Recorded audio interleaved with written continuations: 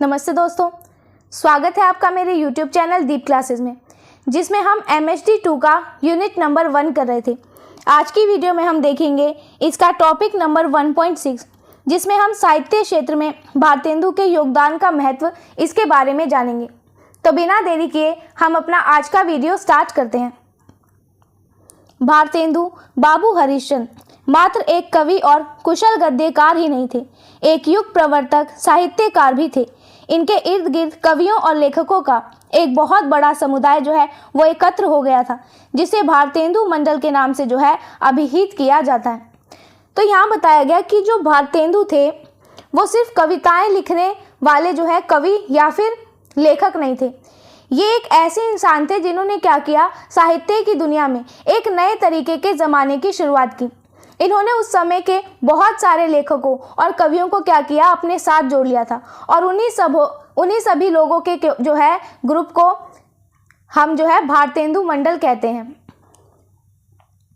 इस दृष्टि से अब यहाँ पे ये बताया गया कि जो इन्होंने जिन लोगों को जोड़ा, उन लोगों को जोड़कर एक इन्होंने ग्रुप बनाया जिसे भारतेंदु मंडल कहते हैं। अब इस भारतेंदु मंडल वाले ग्रुप में कौन कौन से लोग थे, उनके यहाँ पे नाम दे रखे हैं। तो इस दृष्टि से देखेंगे तो इसमें बालकृष्ण भट्ट, प्रताप नारायण मिश्र, अंबिका दत्त व्यास, ठाकुर जगमोहन सिंह, राधा कृष्ण गोस्वामी, बद्री नारायण चौधरी, लाला श्रीनिवास दास आदि के नाम जो है वो उल्लेखनीय हैं। तो ये वो सब लेखक हैं जो कि भारतेंदु मंडल में शामिल होते हैं। भारतेंदु के साथ ही इनके मंडल के अधिकांश लेखकों की अपनी पत्रिकाएं थी। तो जो भारतेंदु जी थे, इन्होंने क्या किया, कुछ पत्रिकाओं का संपादन किया था।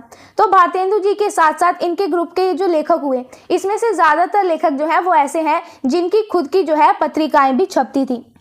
इन सब के माध्यम से भारतेंदु ने हिंदी में प्रचार प्रसार के साथ ही नवजागरण और समाज सुधार का एक व्यापक अभियान जो है वो चलाया था।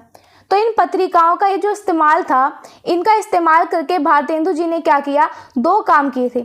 एक तो ये कि इन्होंने क्या किया, हिंदी भाषा को हर जगह फैलाया, और दूसरा काम ये था कि इन्होंने लोगों में जो है जागरूकता लाने और समाज में जो बुराइयां थी उन्हें ठीक करने के लिए इस पत्रिका का सहारा लिया। पत्र पत्रिकाओं में उठाए जाने वाले मुद्दों, इनमें आयोजित बहसों के माध्यम से जन जागरण की भावना का प्रचार प्रसार होता है।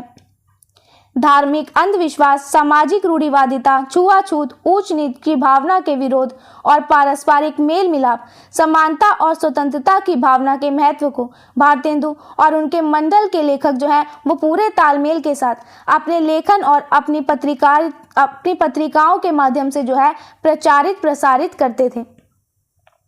तो यहाँ बताया कि इनकी इन पत्रिकाओं में जो भी बातें लिखी होती थी, जैसे कि आपस में मिलजुल कर रहना, सबको बराबर समझना और आज़ादी की बातें, तो इन सभी चीज़ों को भारतेंदु जी और इनके जो साथी लेखक हुए, इन्होंने क्या किया, अपनी रचनाओं और लेखकों में लिखा और लोगों तक पहुंचाने का जो है इन्होंने काम किया। भारतेंदु की सामाजिक प्रतिबद्धता इतनी गहरी थी कि वह अपनी पत्रिकाओं में विभिन्न स्थानों की बोली में कविता के तमाम सारे ऐसे विषयों की सूची प्रकाशित करते थे जिन पर स्थानीय लोग कविताएं लिखकर जो है लोगों में वितरित करें। तो ये जो भारतेंदु जी थे, इन्होंने क्या किया, समाज की भलाई के लिए एक बहुत ही गहराई से जुड़े हुए ये इंसान थे। इन्होंने अपनी पत्रिकाओं में क्या किया, अलग अलग जगहों की जो बोलियां होती है उसमें कविता के ऐसे विषय छापे जिन्हें पढ़कर जो है वहाँ के आम लोग वो खुद भी क्या करें, कविता लिख सकें और दूसरों में जो है इसे बांट सकें। इस प्रकार की रचनाएं वह स्वयं छापते थे। उनके विषय होते थे नारी शिक्षा का महत्व, बच्चों का सुचारू रूप से पालन पोषण, अंधविश्वास और रूढ़ियों के दोष का वर्णन आदि। तो यहाँ पे बताया गया कि ये ऐसी कविताओं को जो है खुद अपनी पत्रिका में छापते थे। इन कविताओं में ये बताया जाता था कि लड़कियों को जो पढ़ना है वो कितना ज़रूरी है, बच्चों की अच्छी परवरिश कैसे करें, और समाज में जो अंधविश्वास फैला हुआ है और जो पुरानी गलत परंपराएं हैं ये हमारे लिए कितनी नुकसानदायक है। तो इन सभी विषयों को जो है भारतेंदु जी ने अपनी पत्रिकाओं में स्थान दिया। अपने इन कार्यों के माध्यम से भारतेंदु ने जनहित में एक व्यापक आंदोलन का जो है सूत्रपात किया था। अपनी कविताओं के साथ ही उन्होंने अपने नाटकों में पहेली, मुकरी, कजली, विरहा, चांचर, चैता, खेमटा, विदेशिया आदि लोकगीत की शैली का प्रयोग कर जन जागरण का एक व्यापक अभियान जो है वो छेड़ा था। तो ये जो भारतेंदु जी थे, अपने इन कामों के जरिए भारतेंदु जी ने क्या किया, लोगों की भलाई के लिए बहुत सारे आंदोलन भी किए। इन्होंने सिर्फ कविताएं ही नहीं लिखी, बल्कि इन्होंने क्या किया, अपने नाटकों में कई तरह का, जैसे कि पहेली, मुकरी, कजली हो गया, विरह हो गया, इन सब और लोकगीतों का, इन सब तरीकों का जो है इन्होंने अपनी रचनाओं में इस्तेमाल किया था। और ये जो तरीके थे उन्होंने इसलिए अपनाए ताकि लोगों को जो है ये जागरूक कर सके और उनके अंदर जो है भारतेंदु जी बदलाव ला सके। ये सारे कार्य उनके साहित्यिक योगदान के साथ ही सामाजिक विकास में उनकी महत्वपूर्ण भूमिका जो है रेखांकित करते हैं।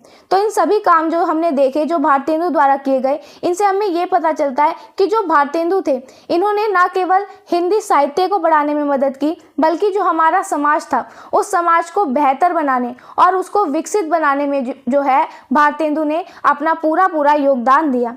तो इस तरह हमारा ये वाला टॉपिक जो है यहीं खत्म हुआ। अब यहाँ पर हम इस यूनिट का जो सारांश है इसको भी देखते हैं संक्षेप में। अब यदि हम आकलन करें तो देखते हैं कि भारतेंदु एक कवि के रूप में एक और तो अपनी परंपरा से जुड़ने का प्रयास करते हैं, तो दूसरी ओर काव्य को जनता के साथ भी जो है जोड़ना चाहते हैं। यानी जो भारतेंदु जो है ये एक ऐसे कवि थे जिन्होंने क्या किया, अपनी परंपराओं को साथ लेकर चला और अपनी कविताओं को इन्होंने आम लोगों से जोड़ने का भी काम किया। यह काम शिल्प के स्तर पर वह लोक राग, लोक संगीत, लोक छंदों को अपना कर करते हैं, तो विषय वस्तु के स्तर पर समाज और जगजीवन के तमाम दुख दर्दों को अपनी कविता का जो है विषय बनाकर। और भारतेंदु ने ये करने के लिए, ये अपनी कविताओं में जो लिखने का तरीका है, उन तरीकों में भारतेंदु ने क्या किया, लोकगीत और लोक छंदों का इस्तेमाल किया। और इन्होंने कविताओं में ऐसी बातें लिखी जो कि आम लोगों के दुखों और उनकी जिंदगी से जो है जुड़ी हुई होती थी। राष्ट्रीय नवजागरण में जितने भी आयाम हो सकते हैं, जैसे राष्ट्रभक्ति, देश प्रेम, समाज सुधार, वह सब भारतेंदु की कविता का जो है विषय बने। तो यहाँ पर हमें भारतेंदु जी की जो कविता थी उनके विषय बताए गए। अपने काव्य विकास के दौर में वह अंग्रेजी राज की साम्राज्यवादी, उपनिवेशवादी मानसिकता को भी जो है समझते हैं और खुलकर उनके विरोध में भी खड़े होते हैं। तो भारतेंदु जो है वो ये भी समझते थे कि जो अंग्रेज हैं इनका राज हमारे लिए कैसा है, इसीलिए इन्होंने क्या किया, निडर होकर अपनी कविताओं के जरिए इन्होंने जो अंग्रेजों की गलत सोच थी उसका विरोध किया। विशेषकर भारत दुर्दशा में आई इनकी कविताएं और हिंदी भाषा का इनका काव्य व्याख्यान इस दृष्टि से जो है उल्लेखनीय है। तो यहाँ पर इनकी दो रचनाएं बताई गई हैं, एक भारत दुर्दशा और एक हिंदी भाषा। इनमें इन्होंने क्या किया, जो अंग्रेजों की गलत सोच थी इसका विरोध किया है। हालांकि आरंभ में वह ब्रज भाषा की मधुरता, सहजता और काव्य का पारंपरिक माध्यम होने के कारण यह सोच पाने में भी कठिनाई अनुभव करते रहे कि काव्य की भाषा खड़ी बोली भी हो सकती है, किंतु अन्य भारतीय भाषाओं में उर्दू, गुजराती, पंजाबी, बंगाली, अंग्रेजी में भी कविताएं लिखकर वह अपने देश प्रेम, भाषाओं के प्रति राष्ट्रीय दृष्टि का भी जो है परिचय देते चलते हैं। तो यहाँ बताया कि भारतेंदु जी जो थे वो आरंभ में ब्रज भाषा की जो मधुरता है, उसकी सहजता और काव्य का जो पारंपरिक माध्यम था उस पर ध्यान देते थे। यानी कि शुरुआत में भारतेंदु जी का ये सोचना था कि थोड़ा मुश्किल लगता था कि जो कविताएं हैं वो खड़ी बोली में लिखी जा सकती हैं, क्योंकि ये पहले से ही ब्रज भाषा में लिखते थे जो कि बहुत मीठी और पुरानी भाषा थी। इसलिए भारतेंदु जी को ये बहुत मुश्किल लगता था कि खड़ी बोली में जो रचना है वो कैसे की जाए।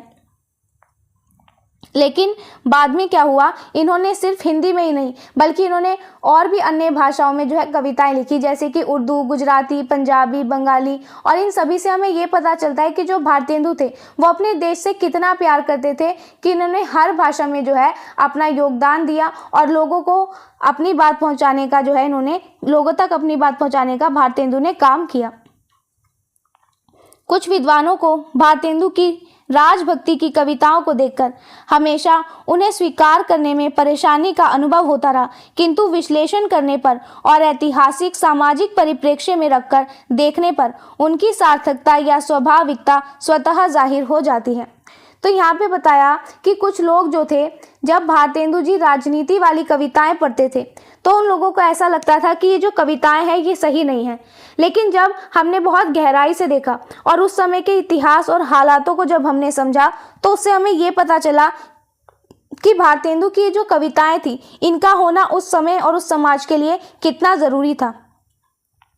दरअसल पुनर्जागरण के ऐसे समय में जब देश समाज एक और ही धर्मांधता रूढ़िवादिता साहित्य की समाज विमुख परंपरा से लड़ने के लिए तैयार हो रहा हो और दूसरी ओर साम्राज्यवादी आक्रमणकारी शक्तियों से मुकाबला करने के लिए भी तैयार होना चाहता हो, तो किसी भी रचनाकार को गहरे आत्मसंघर्ष अंतर्विरोधों का सामना जो है वो करना पड़ सकता है। तो यहाँ बताया कि उस समय जो हमारा देश था वो बहुत बड़े बदलाव के दौर से जो है गुजर रहा था। एक तरफ तो देश को अपने पुराने रीति रिवाजों और गलत जो अंधविश्वास चल रहे थे उनसे लड़ना था, वहीं दूसरी तरफ हमारे देश को अंग्रेज़ों की जो ताकतवर सेना थी इनका भी सामना करना था। तो ऐसे में जो लेखक होते थे उनके लिए बहुत मुश्किल हो जाता था और उन्हें अंदर ही जो है बहुत उलझन और संघर्ष जो है महसूस करनी पड़ती थी। उनके इन अंतर्विरोधों आत्मसंघर्ष यदि यह परिप्रेक्ष्य में रखकर ना देखा जाए तो निष्कर्ष गलत भी जो है निकल सकते हैं। भारतेंदु का साहित्य विशेषकर उनका काव्य इन अंतर्विरोधों को अपनी रचना प्रक्रिया का अंग बनाकर सृजन के धरातल पर आता है। इसलिए उनके काव्य की मुख्य विशेषताओं को राष्ट्रीय नवजागरण की प्रवृत्तियों के रूप में ही जो है देखा समझा जाना चाहिए। तो यहाँ ये बताया कि अगर हम उस समय के जो हालात थे उनको सही तरीके से नहीं समझेंगे तो भारतेंदु जी के बारे में जो है हम गलत सोच बना लेंगे। और भारतेंदु जी ने क्या किया, इन्होंने अपने अंदरूनी संघर्षों को ही अपनी कविताओं का हिस्सा बना लिया था। इसीलिए इनकी कविताओं का जो असली मतलब था वो बस यही है कि देश को जो है फिर से जगाना और नए बनाने की कोशिश करना। तो इस तरह से हमारी ये जो यूनिट है यहाँ पर ख़त्म हुई, जिसमें हमने भारतेंदु के काव्य के बारे में जाना। अब हम अपनी नेक्स्ट वीडियो में मिलेंगे इस MHD 2 के यूनिट नंबर 2 के साथ। तब तक के लिए वीडियो पसंद आया हो तो वीडियो को लाइक एंड शेयर ज़रूर करें, चैनल को सब्सक्राइब करना ना भूलें। Thank you.